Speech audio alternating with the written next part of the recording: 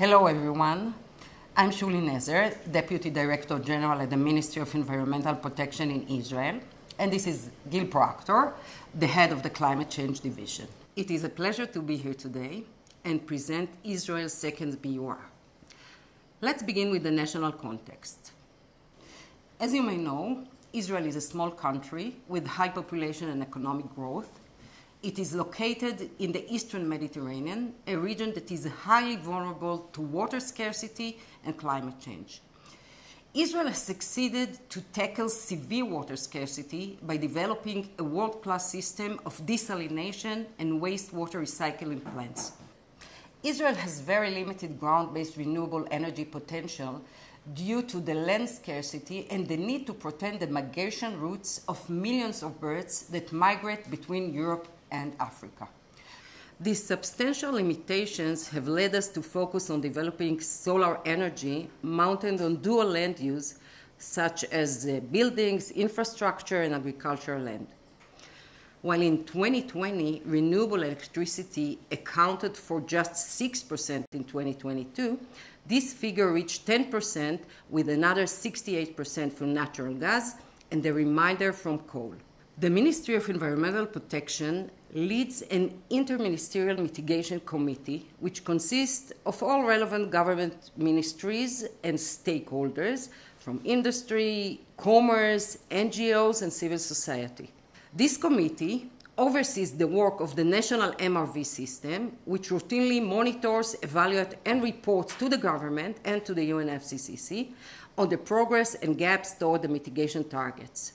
The committee is also tasked with identifying additional actions and measures required for closing apparent gaps toward the targets.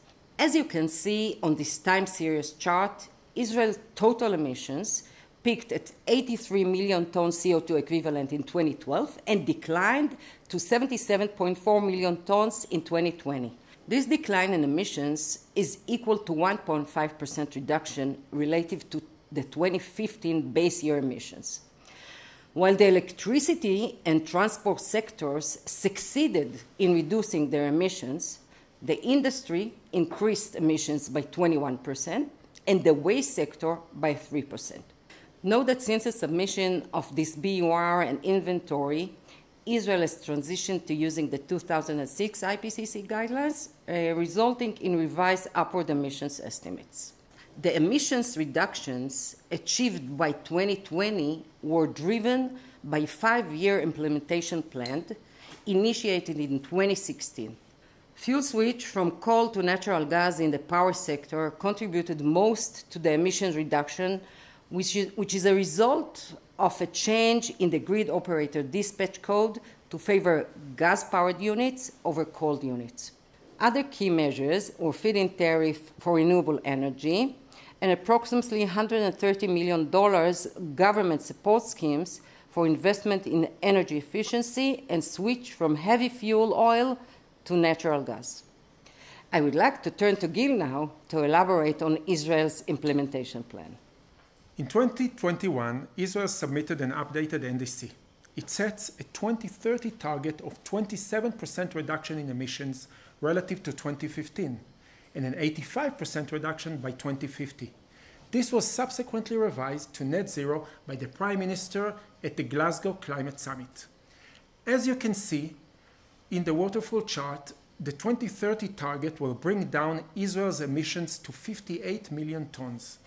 The 2030 target is supported by sectorial targets, which among others include 30% renewable energy generation by 2030, 95% reduction in GHG intensity of new cars, and 71% reduction in landfill waste.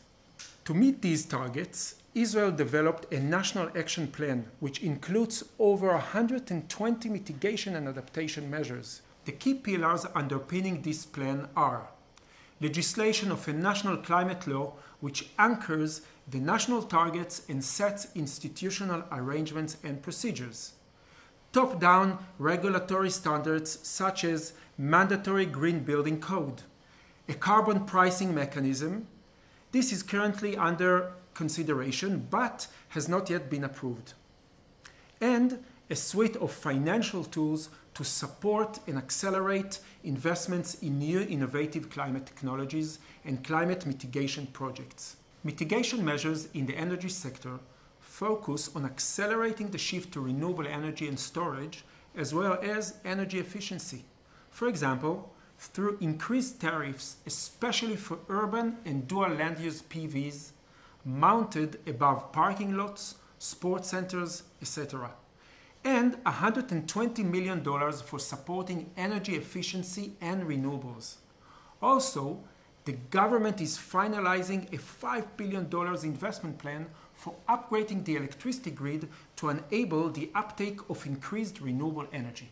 In order to decarbonize Israel's transport system, the government allocated approximately $25 billion for expanding the rail and metro networks and $2.5 billion for expanding bus and bicycle lanes. Another key effort is to electrify the private cars with comprehensive tax breaks for EVs and accelerate the spread of charging stations. These measures enable Israel to enjoy rapid growth in electric cars, as you can see on the slide. Israel is a global hub of climate innovation, but the urgency of the global crisis requires us to accelerate R&D and deployment of new climate technologies. Therefore, the government decided to allocate $800 million. Other key mitigation measures in the plan include funds for sustainable energy and various regulatory measures to reduce landfilling. I am pleased to note that Israel was the first non-Annex I party to undergo the in-country technical analysis. This important process was carried out by an experienced team of international experts and involved all relevant ministries and agencies in Israel. The review process itself was very insightful and beneficial, especially for identifying gaps in our MRV system and for defining the specifications for a successful transition to the ETF. We are also expanding the collation of data on the support Israel provides to other countries through bilateral agreements and cooperation, for example, in agriculture and water management technologies.